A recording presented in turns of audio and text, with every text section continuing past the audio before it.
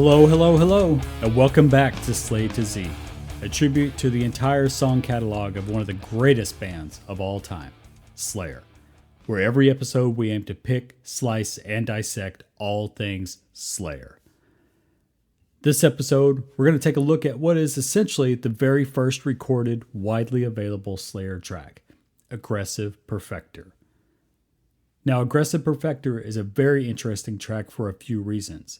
First, as stated before, it is essentially the first taste of the band in a proper release other than a demo. The track was ultimately included in Metal Blade Records' Metal Massacre 3 compilation in 1983. Partially on the strength of the buzz created by the track, Brian Slagel signed the band to Metal Blade and quickly turned out the band's debut album, Show No Mercy, by the end of that year. Yes, 1983. Interestingly, though, Aggressive Perfector did not make the cut for that first album.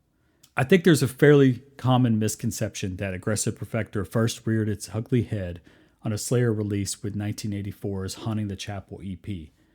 Or maybe I'm just projecting that because that idea was kind of tumbling around in my own head for some reason. However, after doing a little bit of research, it looks like the track was actually added to the EP by Metal Blade on a 1993 repress. I mean, if you listen to the Metal Massacre version and the Haunting the Chapel version, they're absolutely the same, and Metal Massacre 3 predates Haunting the Chapel by a full year.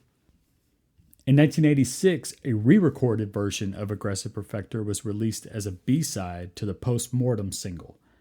This same version later appeared on the 1998 expanded edition reissue of Rain and Blood. I think the assumption is that this version was recorded during the Rain and Blood sessions, because the production is very similar, albeit a little bit less polished. Like everything on Rain and Blood, the tempo is ramped up considerably compared to the original Metal Massacre version. But more on that later. So today we're going to be looking at both studio versions of Aggressive Perfector, although it is worth mentioning the great quote-unquote live version of the track on the Live Undead album, which has fantastic energy to it and is definitely worth checking out. In fact, the Live Undead version was my own introduction to the song. But anyway, in the original version of the track, Slayer are very much wearing their influences on their sleeve.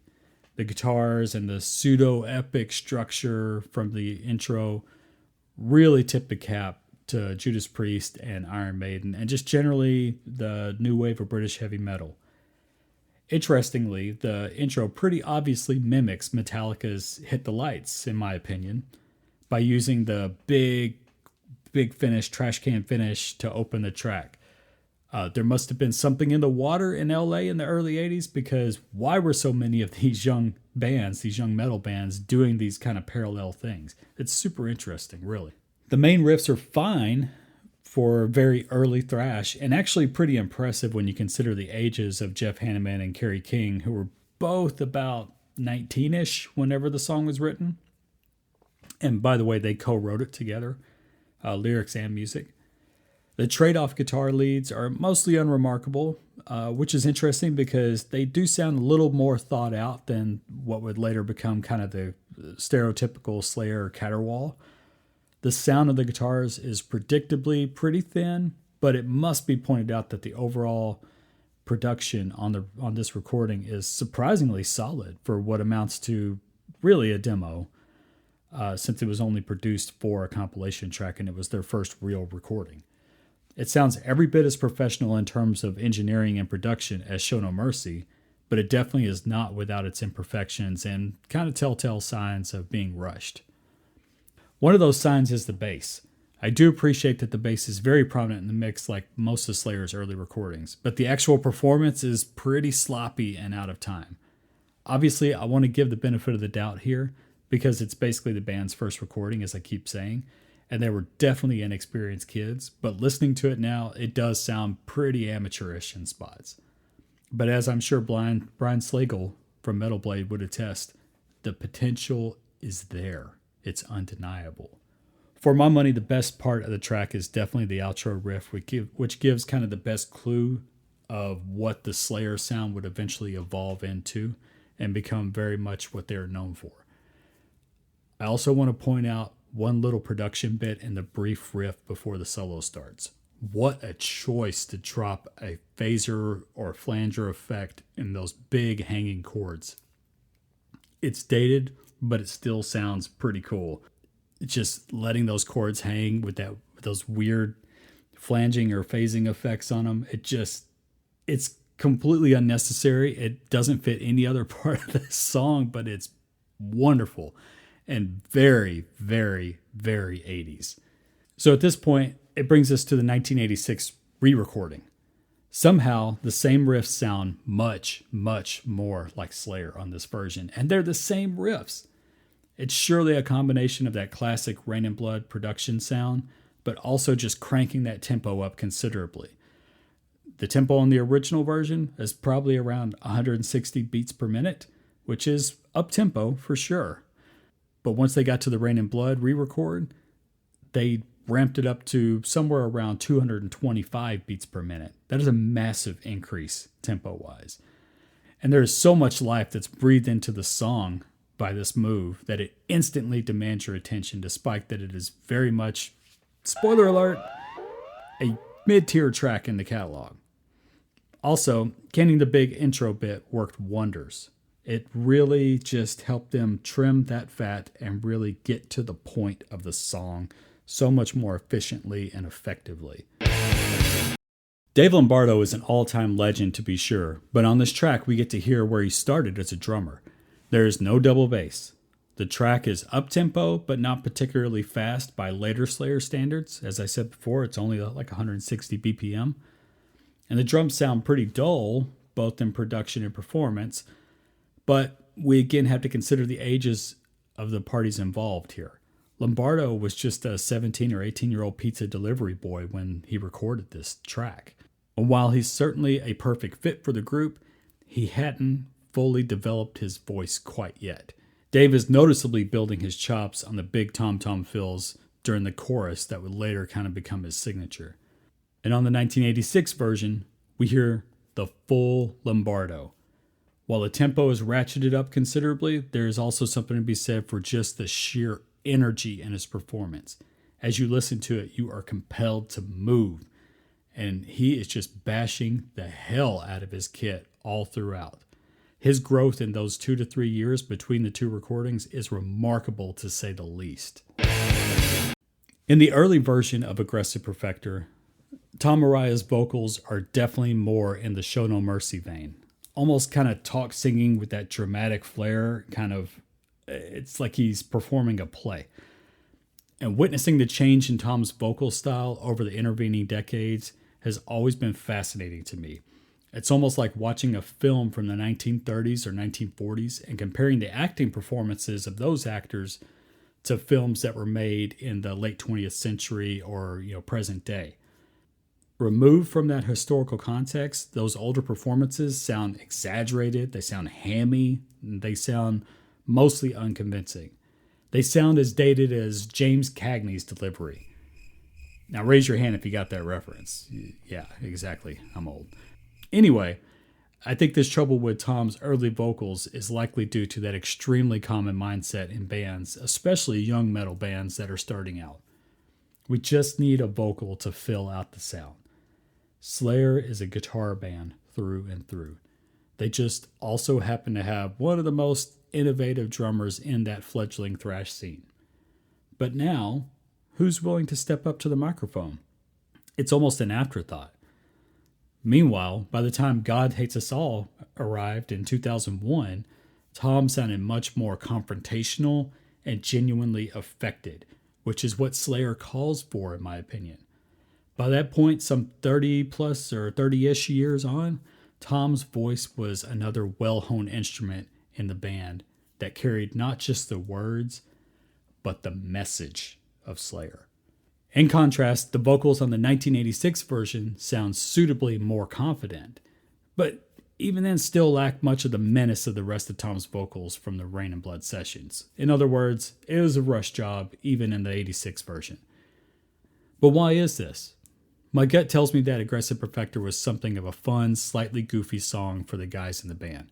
Speeding it up as they did in 1986 added another layer of ridiculousness and honestly kind of playfulness that crossed the line into that tongue-in-cheek territory. A big wink to self and perhaps to those of their fans that have a keen ear. I don't think it's just the tempo either. I think the lyrics contribute heavily to the overall silliness. Looking over them now, I'm not even 100% sure what the hell this song is about. It has that same general, I'm a bad dude or a spirit or a demon or whatever, and I'm here to do the devil's work kind of feel. But it's kind of weirdly written. But hey, again, it was one of their first written songs. What do we expect from a bunch of kids, a bunch of edgy teenagers, right? So before we wrap up here, we of course have to mention those falsetto screams that Tom Araya was known for in the 80s. Both versions of this song demonstrate Tom's willingness and ability to go high, but still, I feel the added confidence of that 86 version just translates so much better and sounds less like a band desperately wishing that they were Judas Priest. Tom's vocals, whenever he hits those falsettos, are simultaneously awesome and ridiculous. It's one of the most endearing parts of Tom's 80s style. So I will never down Tom for dropping the falsettos.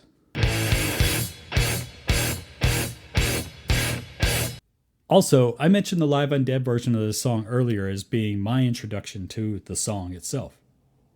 I actually owned Live Undead before I owned Haunting the Chapel, which was almost impossible to find in my small town back in the mid to late 90s.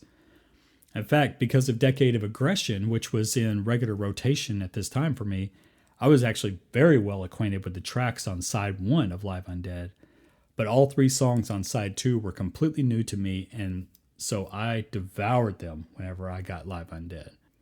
Yes, I do highly recommend this version of Aggressive Perfector, aside from the screaming asshole in the crowd that I find pretty annoying, on the Live Undead version. And to Tom's credit, he really did a great job of selling the bit or committing to the bit. And what I mean by that is there still is all kinds of muddy water in terms of the legitimacy of Live Undead as an actual live record. I think the common belief is that it was not live in terms of a gig, but it was live in the studio with a very small group of fans or friends.